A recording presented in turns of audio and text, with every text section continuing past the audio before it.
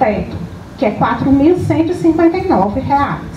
Então, você pode pagar 20% sobre 1, sobre 2, sobre 3, até o máximo, que é R$ 4.159. Mas existem uns planos que o INSS, ele reduz a alíquota justamente para poder a população ter mais acesso aos benefícios. Um desses planos é o plano simplificado de previdência. Esse plano simplificado, ele tem uma contribuição diferenciada de 11%.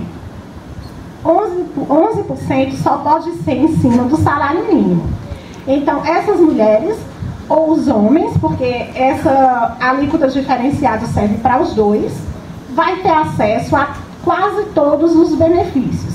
Os dois únicos que não são inclusos é justamente a aposentadoria por tempo de contribuição e a CTC, que é quando você leva um tempo de regime próprio para um regime geral, ou de um regime geral você traz para um outro regime próprio.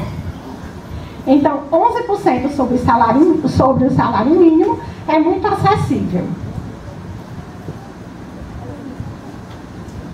Existe ainda outra alíquota diferenciada de 5%, que é justamente para donos de casa. É para aquelas pessoas que exercem o trabalho doméstico na forma exclusiva. Então, você não pode ter outra ocupação a não ser dono de casa. Aí você contribui com 5% sobre o salário mínimo, que também é uma redução na alíquota que o INSS faz para não deixar as donas de casas desamparadas. Então, os requisitos para ser considerada dona de casa pelo INSS: você tem que estar participando daquele cadastro que é o CAD único. Você não precisa ser contemplada como Bolsa Família. Você só precisa estar inscrita no CAD único. A renda do seu grupo familiar, ela tem que ser até 2 salários mínimos. Qual o grupo familiar que o INSS considera? Justamente o esposo, o companheiro e os filhos que residam no mesmo endereço e que não tenham outra família. Ou seja, o filho que é casado e mora dentro de casa, ele já participa de outro grupo familiar, que é composto da esposa e dos filhos.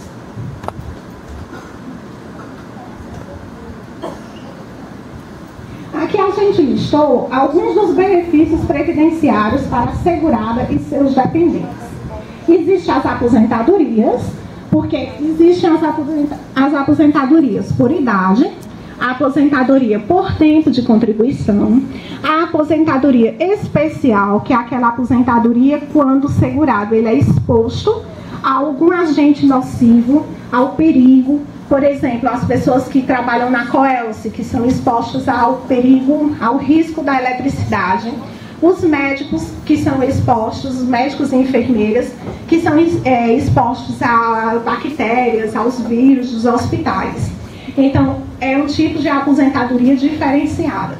Existe a aposentadoria também do professor, porque o professor, como ele tem todo um desgaste de voz, um desgaste também de estresse, porque ele lida diretamente com o público. Então, a aposentadoria do professor, ela também tem o tempo reduzido, 25 anos, se for no caso de uma requerente professora, e 30 anos de tempo de contribuição se o requerente for do sexo masculino. Aí, fora a aposentadoria, tem a aposentadoria por invalidez, que a aposentadoria por invalidez, ela não é requerida junto ao INSS. É uma transformação do auxílio-doença que pode gerar uma aposentadoria por invalidez. Quem vai determinar a aposentadoria por invalidez é o médico perito do INSS, através da perícia médica feita mediante atestado médico e comprovação de filiação à Previdência. Existe o auxílio-doença.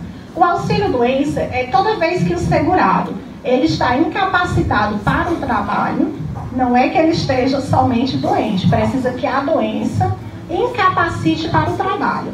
Ele vai ser beneficiário de um auxílio-doença, que no mínimo ele tem que ter 12 meses de contribuição, ou então algumas doenças ou acidentes, eles são isentos de carência.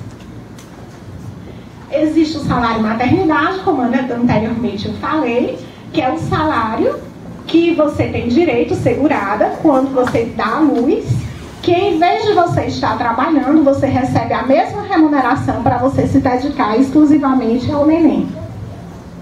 Existe o auxílio acidente, que assim como a aposentadoria por invalidez, ele não é requerido junto ao INSS, vem da transformação de um auxílio doença, que é quando a sua doença ela se consolida e você fica com sequelas. Então você não está totalmente incapacitado, porque se você estiver totalmente incapacitado é uma aposentadoria por invalidez. O auxílio acidente é porque você sofreu um acidente ou você é portador de uma doença que reduz sua capacidade laborativa, mas que você ainda tem condições de trabalhar. Então, o auxílio acidente você recebe e você pode trabalhar normalmente. Quando chegar, completar tempo e idade, você se aposenta.